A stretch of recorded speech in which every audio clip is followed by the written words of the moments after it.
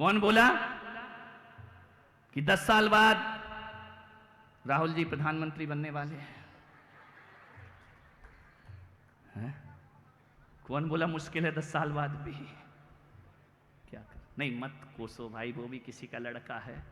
बस मोदी जी को संघ मिल गया, उसको संघ नहीं मिल पाया, इसलिए उसकी ये दशा है। और मोदी जी की ये स्थिति है। ऊंचाइयां ध्यान रखना, संगति ध्यान रखना। मोदी जी के अंदर राष्ट्रभक्ति कौन लाया? राष्ट्रीय स्वयंसेवक संघ, जिन्होंने उन्हें देशभक्त बना करके खड़ा कर दिया, निस्वार्थ देशभक्ति जिन्होंने सिखा दी। ऐसी संगति कर लेता, लेकिन इटली से दोस्ती है तो करें क्या मेरे भाई? सोचिए, विचार करिए, स्थिति बहुत खराब है। मरने गए तो भी मर नहीं पाता है आदमी, है? दिल्ली गए तो दिल्ली वाली निकल गई, इटली गए तो इटली वाली चली गई। सोचा कि करंट लग के मर जाएं, जैसे ही हाथ रखा तो बिजली चली गई। ध्यान रखना, स्थिति खराब है। अच्छी दोस्ती, दोस्ती का हाथ बढ़ाओ। निजी स्वार्थ को लेकर के जो जिएगा वो देश में राज नहीं कर सकता है। वो जिसने हमारे देश को नुकसान पहुंचाना चाहा, उसको देश ने एक तरफ ले जाकर खड़ा कर दिया। वो जो देश का निर्माता बना, आज वो भारत में नहीं पूरे विश्व में राज किया करता है। ध्यान रखिए क्या स्थिति है। नेतागिरी पे आज ज्यादा नहीं बोल भी दो तब तो आचार संहिता खत्म है ना। और अपने ऊपर थोड़ी लगी, वो तो उन पे लगी जिनके आचार ही अच्छे नहीं है। ध्यान रखना, अपना तो आचरण है हमेशा। एक ही निवेदन है, अच्छी संगति करो। आकाश से गिरने वाली पानी की एक बूंद यदि समुद्र में चली जाए तो खारी हो जाया करती है। बूंद बूंद है, समुद्र में जाएगी खारी हो जाएगी। वही आकाश से गिरने वाली बूंद यदि केले के स्तंभ पे चली जाए तो कपूर बन जाया करती है। वही आकाश से गिरने वाली एक बूंद यदि नीम के पेड़ में चली जाए तो कड़वी हो जाया करती है। और वही आकाश से गिरने वाली बूंद गन्ने के खेत पर चली जाए तो मीठा रस बन जाया करती है। और वही आकाश की एक बूंद यदि नाली में चली जाए तो गंदा पानी हो जाती है। और वही आकाश की एक बूंद सीप के मुंह में चली जाए तो मोती बन करके खड़ी हो जाया करती है। ये संगति का प्रभाव हुआ करता है। आप किसके साथ बैठ रहे हैं? आप मोती बनने की तैयारी कर रहे हैं या गंदा नाला बनने की तैयारी? एक बात याद रखना, गंगा का जल यदि नाली में डाल दिया जाए तो वह जल अपवित्र हो जाता है। और नाली का जल यदि गंगा में डाल दिया जाए तो वह नाली का जल गंगा जैसा पूज्य हो जाया करता है, गंगा जैसा पवित्र हो जा। ये संगति का प्रभाव है। किसके साथ बैठते हो, किसके साथ उठते हो, किसके साथ चलते हो। मान्यवर, एक ही निवेदन है आपसे, यदि कभी किसी से दोस्ती करो तो अपने दिल में एक ऐसा कब्रिस्तान बना करके रखना। किसी से दोस्ती करो तो अपने दिल में ऐसा कब्रिस्तान बना करके रखना जहां तुम अपने दोस्त की बुराइयों को दफना सको। ध्यान रखिए, तो आप दोस्ती निभा सकते हैं। घास खाकर दूध देना, गाय की आदत तो देख। घास खाकर दूध देना, गाय की आदत तो देख। और दूध पीकर जहर उगलना, सांप की आदत तो देख।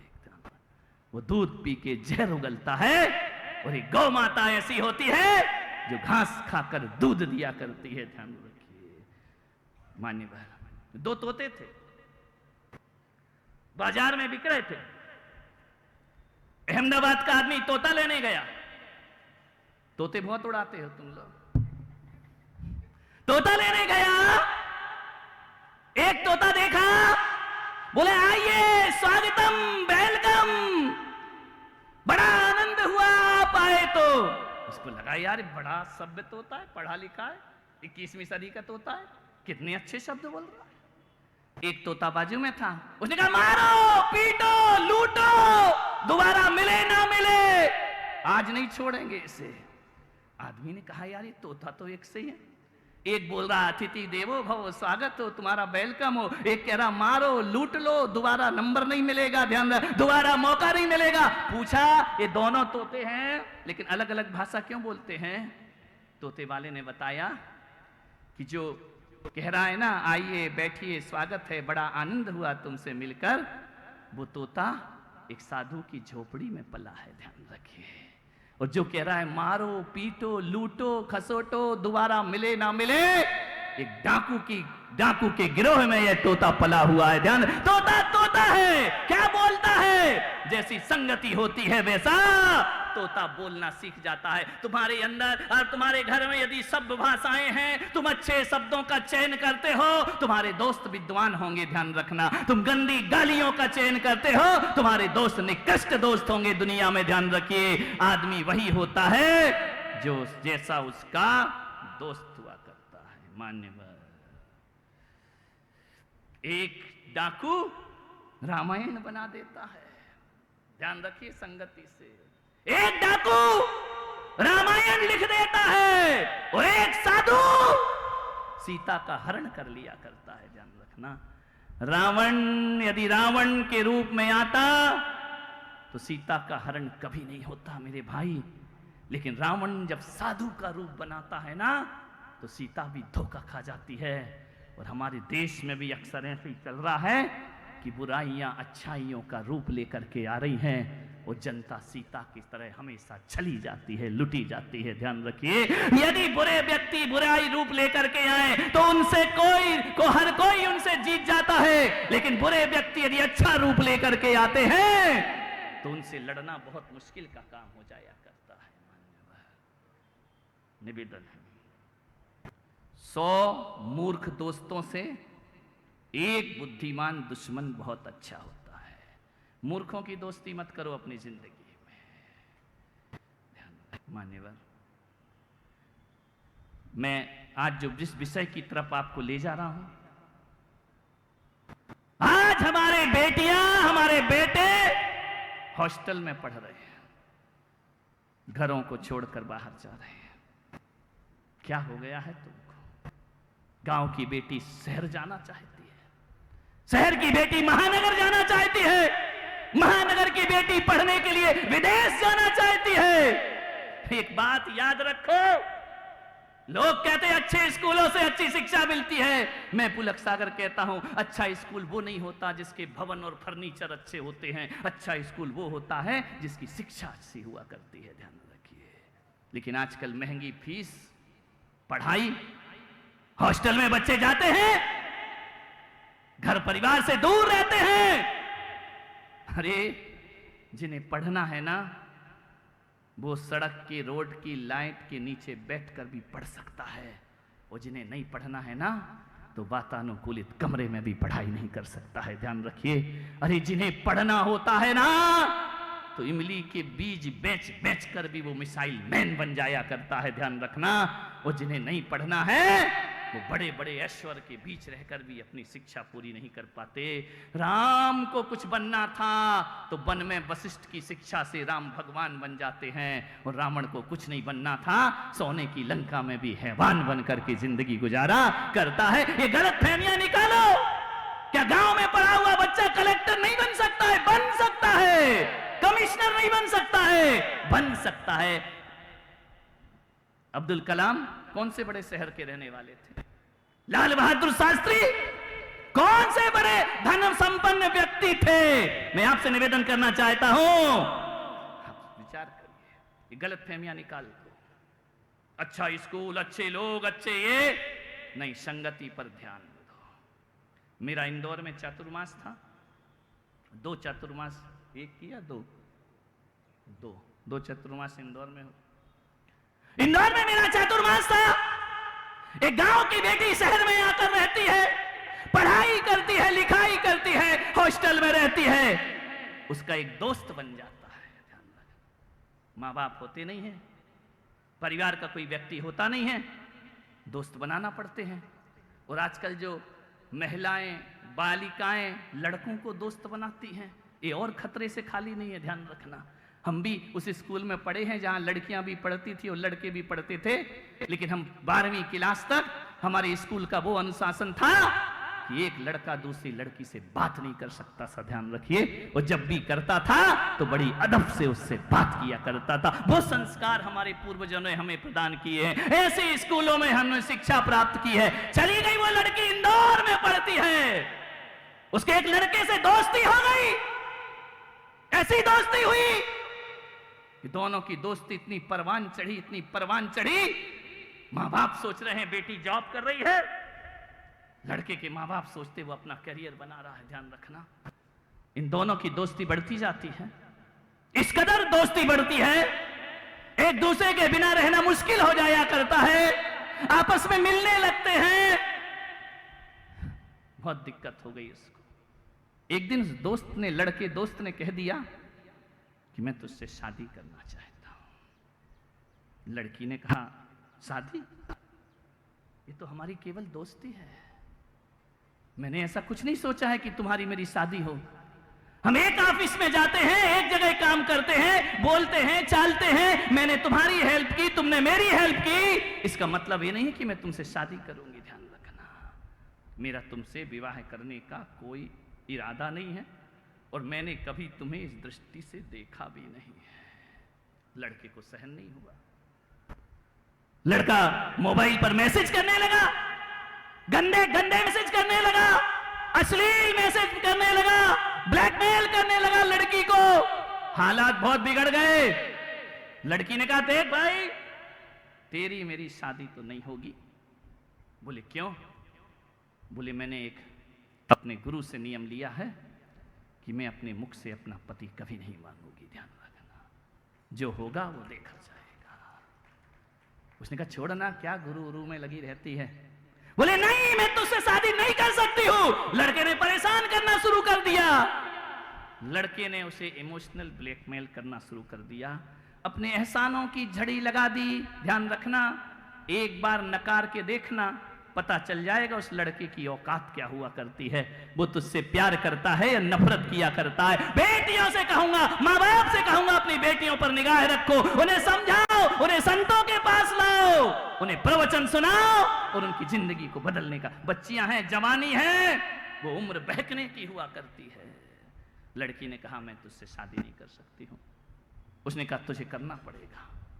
लड़के ने कहा एक बात ध्यान रखना, तू यदि मेरी नहीं हुई तो किसी और की भी नहीं हो सकती है। एक दिन लड़की जा रही थी जॉब करने, जब बहुत ज्यादा कहा सुनी हो गई तो मालूम है उस लड़के ने, ये सच घटना है, कोई कहानी नहीं है, उस लड़की के ऊपर तेजाब फेंक दिया सड़क पर।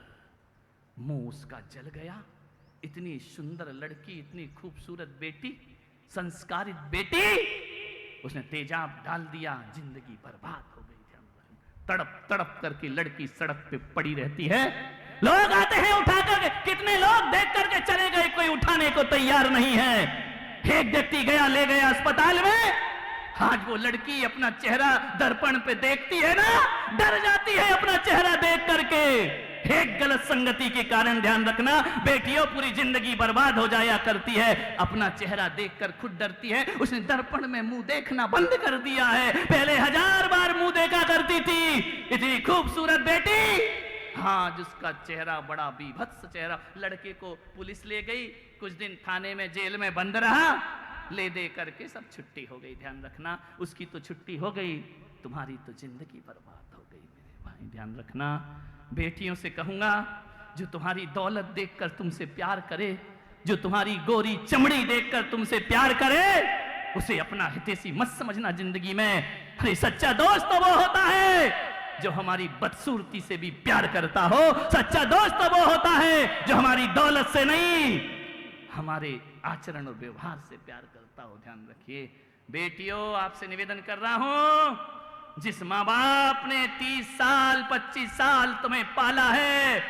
उस माँ बाप को छोड़कर तुम 2-1 साल के प्यार के लिए घर छोड़कर भाग जाया करती हो। ध्यान रखना, उस माँ बाप के सीने में दर्द जानती हो, उस माँ की छाती पड़ती है। वह बाप इज्जत से नहीं घूम सकता है, वह बाप समाज में सर झुका के घूमता है। लोग कहते हैं इसकी बेटी भाग गई। मान्यवर, मालूम है ये वो बाप है, जब तुम बचपन में रोती थी ना, तो अपनी बाहों को काठ का झूला बनाकर सारी रात तुम्हें सुलाया करता था। ध्यान रखना, तुम्हारे दर्द पर रोता था, तुम्हारी पीड़ा पे रोता था। तुम एक दिन बीमार हो गई थी, सारी रात बाप जागा था। हाँ, इतना मदहोश हो गई अपनी जवानी में, एक दिन के 1 साल के लड़के के साथ माँ बाप की मान मर्यादाओं को तिलांजलि दे दी जाती है। मान्यवर, हम उस देश के, हम उस संस्कृति के लोग हैं जहां हमारे प्रथम तीर्थंकर ऋषभदेव भगवान, जिनकी 2 पुत्रियां थी, दरबार में पुत्रियां आती हैं, पुत्रियों ने अपने पिता से प्रश्न किया कि पिताजी, आप तीर्थंकर हैं, 3 लोक के नाथ हैं, आप बताइए, सारा संसार आपको शीश झुकाता है, क्या दुनिया में कोई ऐसा है जो मेरे तीर्थंकर का शीश झुका सके? तो प्रथम तीर्थंकर ऋषभदेव ने कहा कि हाँ पुत्रियों, ये व्यवस्था है, ये आर्यावर्त की व्यवस्था है कि जिस दिन तुम्हारा विवाह होगा ना, तुम्हारे ससुराल पक्ष के सामने इस तीर्थंकर को भी शीश झुकाना पड़ेगा। मेरे देश की बेटी वो बेटी है, कहती है कि मेरे कारण मेरे पिता का शीश झुके। उन्होंने उसी समय दरबार में कहा कि पिताजी, 3 लोक का नाथ तीर्थंकर शीश झुकाए, वो भी हम तुच्छ बेटियों की वजह से। आज हम संकल्प करते हैं, जीवन भर विवाह नहीं करेंगे, आजीवन ब्रह्मचर्य व्रत का पालन। हम उस संस्कृति की बेटियां हैं, ध्यान रखना, हम उस सभ्यता की बेटियां हैं, हम उस संस्कृति में पैदा हुई हैं हमारी बेटियां, जहां एक पिता यदि कोड़ी पति से भी शादी करा देना तो मेरे देश की बेटी, मेरी समाज की बेटी उसे अपना भाग्य समझ के स्वीकार कर लिया करती है। और ऐसा स्वीकार करती है कि अपने सतीत्व के दम पर मेरे देश की बेटी कोड़ी पति को कंचन सी देह प्रदान कर दिया करती है। ध्यान रखिए, हम उस परंपरा के लोग आज ये क्या कर रहे हैं? अंतर जाति विवाह, भाग रही हैं बेटियां, जाति छोड़ी, धर्म छोड़ा, परिवार छोड़ा।